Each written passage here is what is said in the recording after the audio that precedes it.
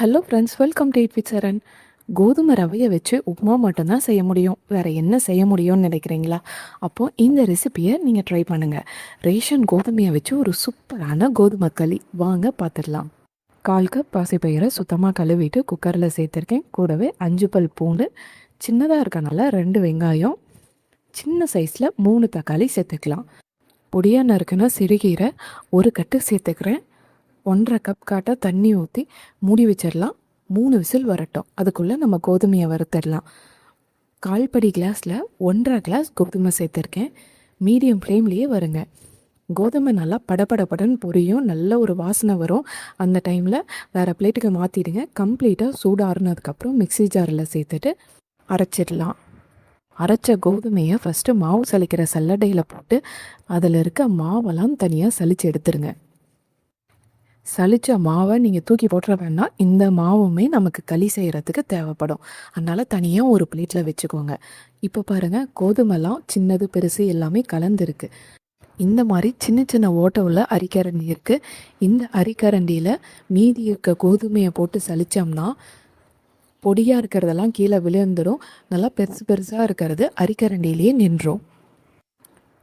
இப்போ பாருங்கள், அரிக்கரண்டியில் இருக்க கோதுமையை இன்னொரு டைம் மிக்ஸி ஜாரில் போட்டு இதே மாதிரி செய்யணும். இப்போ பாருங்கள், கோதுமை எல்லாமே ஒரே சைஸில் இருக்கும். ஒரு டைம் முரத்தில் போட்டு புடைச்சிருங்க. அந்த தவிடெல்லாம் இருக்கும் கோதுமையில். 1/2 கப் கோதுமை மாவு, 1 கப் கோதுமை ரவை இருக்குது. மொத்தமாக சேர்த்து 1/2 கப். அந்த 1/2 கப்புக்கு 3 கிளாஸ் தண்ணி சேர்த்துக்கணும். கப்பு 1/4 படி கிளாஸ் எல்லாமே ஒரே அளவில் தான் இருக்குது. அதனால் நான் 1/4 படி கிளாஸ்லேயே தண்ணி சேர்த்துருக்கேன். நீங்கள் அதை பார்த்துட்டு எதுவும் குழம்பிடாதீங்க. பருப்பு நல்லா வெந்துடுச்சு. மற்ற வச்சு ஒரு டைம் கடைஞ்சிடலாம். சின்னதாக ஒரு தாளிப்பு கொடுத்துட்டோன்னா குழம்பு ரெடி. தண்ணி நல்லா சலசலன்னு குடிக்க ஆரம்பித்ததும் ரவையை சேர்த்துடலாம். கைவிடாமல் நல்லா கலந்துட்டே இருங்க, இல்லைன்னா ரவை கட்டி தட்டிடும். இந்த ரவை வேகிற டைம்லையே இன்னும் 2 கிளாஸ் தண்ணி ஊற்றி வேற ஒரு பாத்திரத்தில் கொதிக்க விடுங்க. ஏன்னா தண்ணி ஒரு வேளை பத்தாமல் இருந்துச்சுன்னா கூட நம்ம சேர்த்துக்கலாம். ஒரு சில ரவையை பொறுத்து தண்ணியோட அளவு மாறும். இப்போ பாருங்கள், ரவை நல்லா கெட்டியாயிடுச்சு வெந்து. தண்ணி பத்தாமல் இருக்குது. இப்போ கொதிக்கிற தண்ணியை நம்ம ஊற்றி கொஞ்சம் கொஞ்சமாக கிண்டிக்கலாம். இந்த மாதிரி தண்ணி சேர்த்து நல்லா கலந்துட்டு மூடி வச்சுடுங்க. இன்னொரு 5 நிமிஷம் சிம்லையே வேகட்டும். ரவை நல்லா வெந்துடும். 10 நிமிஷத்துக்கு அப்புறம் பாருங்கள், ரவை உப்புமா நல்லா வெந்துடுச்சு. இப்போ மாவு சேர்த்துடலாம். ரவை உப்புமா நல்லா கொலன்னு இருக்கணும். அப்போ தான் மாவு சேர்த்து இன்னும் வேக விடும் போது நல்லா கெட்டியாகும். எல்லா மாவையுமே ஒரே டைமில் சேர்த்துறாதீங்க. கொஞ்சம் கொஞ்சமாக போட்டு நல்லா கலந்து விடுங்க. எல்லா மாவையுமே போட்டு நல்லா கலந்ததுக்கப்புறம் மூடி வச்சுடுங்க. ஒரு 10 நிமிஷம் சிம்லையே வேகட்டும்.